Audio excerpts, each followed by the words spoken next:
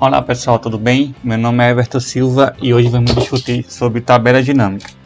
Tabela dinâmica, para ser bem sucinto, pode ser definida da seguinte forma: é uma ferramenta de consolidação e análise de dados. Como assim? Eu consigo resumir uma base de dados, uma planilha, por exemplo, e consigo analisar de forma mais inteligente.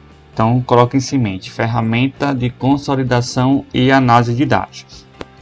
E o que eu tenho que pensar é que a minha base de dados ela é fundamental para isso, porque toda tabela dinâmica parte de uma base de dados. Sem isso eu não consigo fazer tabela dinâmica, tá?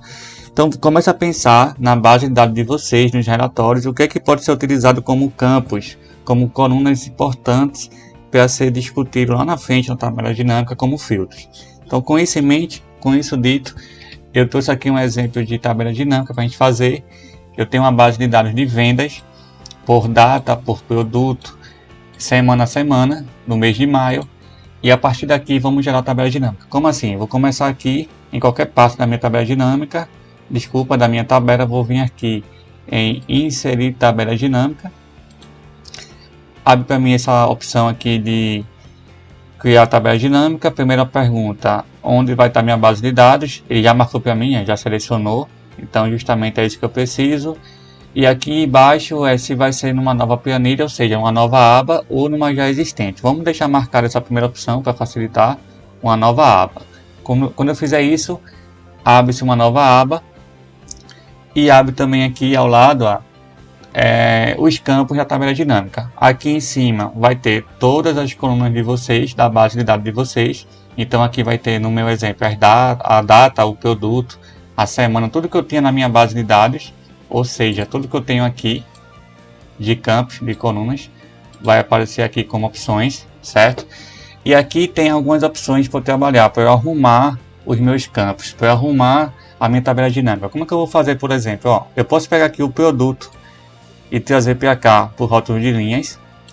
E aí quando eu faço isso, eu arrumo as minhas opções de produtos, um abaixo do outro, porque a gente fez usando a opção rótulos de linhas, linhas é um abaixo do outro. Posso arrumar aqui, por exemplo, a semana, que é outra opção de campos, e por aqui por colunas. Então ele arrumou dessa forma para mim, certo? Semana a semana. Posso pôr aqui, por exemplo, o total de vendas aqui no somatório de valores, certo? E posso pôr também, por exemplo, aqui a quantidade logo abaixo. Então eu vou ter aqui semana a semana a quantidade e o preço total de vendas. Mas se eu não quiser, por exemplo, ter a semana aqui arrumada dessa forma, eu posso colocar um filtro, Posso colocar a semana em rótulos de filtros. E aí eu consigo analisar a minha tabela dinâmica filtrando aqui nesses botões. Então, por exemplo, eu marco aqui essa semana 3 de maio, 9 de maio, e vou ter os dados correspondentes de vendas a essa semana, tá? Isso é uma opção. Outra coisa que eu posso utilizar como filtro, sem ser essa, eu posso devolver para cá, por exemplo, a semana, Basta eu arrastar aqui para cima e soltar, ele vai para a posição inicial.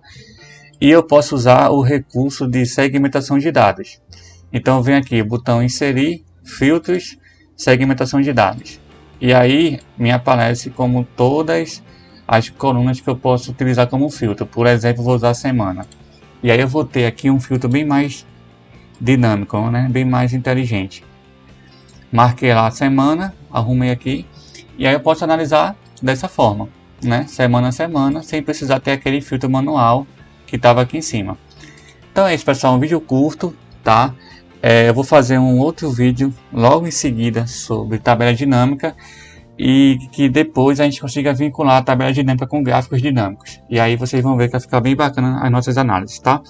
Então é isso, um abraço, pessoal, até o próximo vídeo.